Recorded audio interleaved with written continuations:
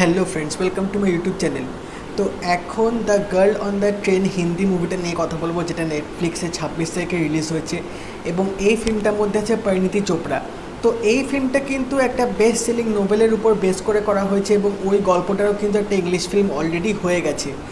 তো ট্রেলারটা দেখে আমি সিরিয়াসলি একটু আশা করেছিলাম যে হয়তো একটা ভালো থ্রিলার এক্সপেক্ট করতে চলেছি, যেহেতু ইংলিশ ফিল্মটা যথেষ্ট মোটামুটি ভালো হয়েছিল, তো সেরকম লেভেলের হয়তো হতে পারে এটা ট্রেলারটা দেখে আমি আশা করেছিলাম। বাট ফিল্মটা যখন দেখে উঠলাম না, আমি কিন্তু বিরাট বড় হতাশ হলাম, কারণ ট্রেলারটা দেখে তোমাদের যে এক্সপেকটেশনসটা গ্রো করবে সেটা কিন্তু ফিল্মটা কিন্তু অতটাও কিন্তু ফুলফিল করতে পারেনি। ফিল্মের মেকিংটা না কোথাও একটা হয়তো খামতি থেকে গেছে, যেটা আমার দেখে মনে হয়েছে। এবং স্পেসিফিক্যালি যদি বলে রাখি, যারা তোমরা থ্রিলার ফিল্ম খুব পছন্দ করো তাদের কাছে এই ফিল্মটা একদম জমবে না, কারণ ফিল্মটার মধ্যে যতই দেখানোর চেষ্টা করুক যে এই সিনে টুইস্ট আছে, তোমাদের কিন্তু আগে থেকেই তোমরা গেস করে নিতে পারবে যে ফিল্মটার মধ্যে কী হচ্ছে এবং ফিল্মটায় আলটিমেটলি কী হতে পারে। ইভেন যারা তোমরা ইংলিশ ফিল্মটাও দেখোনি তারাও কিন্তু ফিল্মটা দেখার সময় অলরেডি বুঝে যাবে ক্লাইম্যাক্সের আগেই যে এখানে ভিলেনকে এখানে কি হতে চলেছে বা এখানে পরে কি হতে পারে, সেটা কিন্তু তোমরা একটু আন্দাজ করে নেবে। তো এখানে কিন্তু সেই জন্য বলতে হবে স্ক্রিন প্লেটা কিন্তু প্রচণ্ড উইক ছিল, ভালো করে গল্পটা গোছানো হয়নি,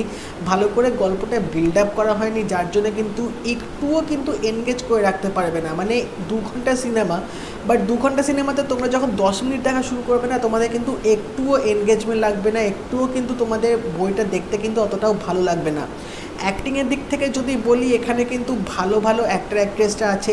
ইভেন আমাদের টোটা রায়চৌধুরী কিন্তু এই ফিল্মটার মধ্যে আছে, কিন্তু তা সত্ত্বেও তাকে কিন্তু খুব বাজেভাবে ফিল্মটার মধ্যে ওয়েস্ট করা হয়েছে। এবং একটা থ্রিলার ফিল্মে যাকে কেন্দ্র করে ফিল্মটা করা হয়, যার ওপরে বেস করে ফিল্মটা বানানো হয়, সে যদি অ্যাক্টিংটা ভালো না করতে পারে না, তাহলে কিন্তু ফিল্মটা যতই গল্প ভালো হোক, যতই সব কিছু ভালো হোক, ফিল্মটা কিন্তু সেরকম কিন্তু দাঁড়ায় না।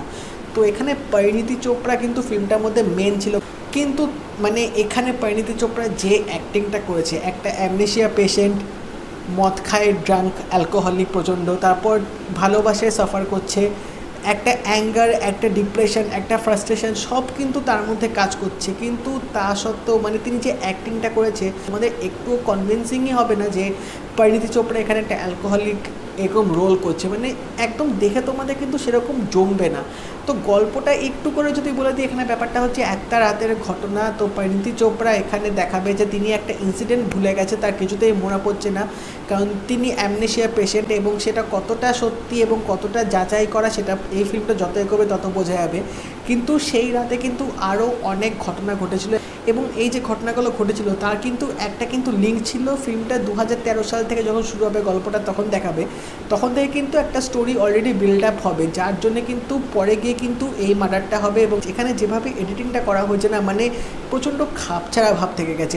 একটা শট শেষ হচ্ছে, আরেকটা শটে দুম করে চলে যাচ্ছে, এডিটিংটা কিন্তু একদম ঠিকভাবে সেরকম করা হয়নি। তো ডিরেকশনটা আমার অত্যন্ত উইক লেগেছে, এবং সত্যি বলতে হবে যে রিমেক ফিল্ম কিন্তু সবসময় কাজ করে না। যতই একটা ভালো ফিল্মে বা ভালো নোভেল থেকে যতই রিমেক করা হোক না কেন, আলটিমেটলি যদি নিজের কিছু সেরকম ভালো ইনপুট না থাকে, যদি সেভাবে গল্পটা আলটিমেটলি গোছানো না হয়, তাহলে কিন্তু রিমেক একদমই কাজ করবে না, সে যতই তুমি টাকা ঢেলে ভালো বাজেট দিয়ে ফিল্মটা বানাও না কেন।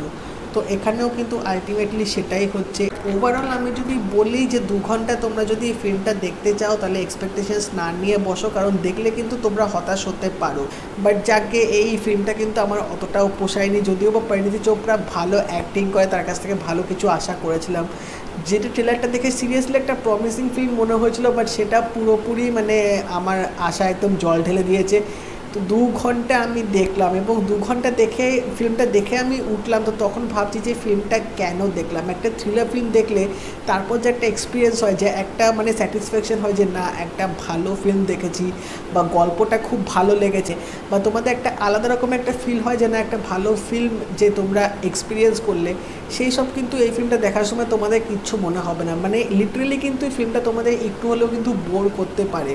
তো তোমরা যারা ফিল্মটা দেখে নিয়েছো, আমাকে অবশ্যই জানিও তোমাদের কেমন লেগেছে। আর যদি এই ভিডিওটা ভালো লেগে থাকে, এটা লাইক করে দিও, শেয়ার করে দিও, আর চ্যানেলটা কিন্তু অবশ্যই সাবস্ক্রাইব করে দেবে, নোটিফিকেশন বেলটা কিন্তু অল করে দেবে। তাই দেখা হবে পরের ভিডিওতে। বাই।